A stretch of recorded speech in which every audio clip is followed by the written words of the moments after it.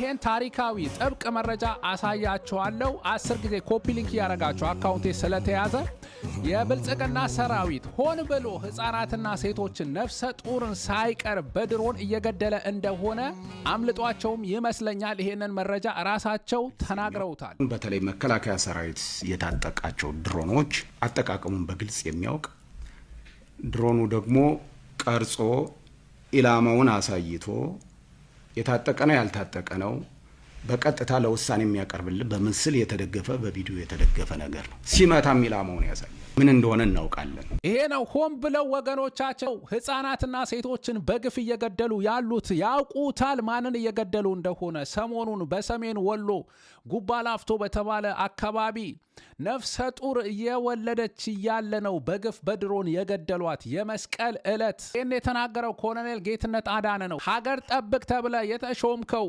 ባንዲራ ከፍ አድርገ በለ ስልጣን የተሰጠ ነገር ግን ህፃናትና ሴቶችን በግፍ መግደል ያስጠይቃል። ፓይለቱ ለዘመቻ መኮንን ጥያቄ አቅርቦለት በእያንዳንዷ ታርጌት ተፈርሞ ነው። ከፈለገ የተከበረው ምክር ቤት ማየት ይችላል። የጦር ወንጀል እየፈጸምክ እንደሆነ የታወቀ ነው። አለመሳሪያ ያልታጠቁ ሲቪሊያን ዛሬ አማራ ክልል መገደላቸው በርካታ መረጃዎች አሉ። ቢቢሲ እንደዘገበው እንደዚሁ ኢንተርናሽናል ኦርጋናይዜሽኑ ዘግበውታል። The use of unmanned aerial vehicles by government forces resulted in 248 civilian deaths between the 4th of August and the 31st of December 2023 and destroyed vital infrastructure including schools and hospitals, raising concerns about the extent of compliance of these strikes with international law.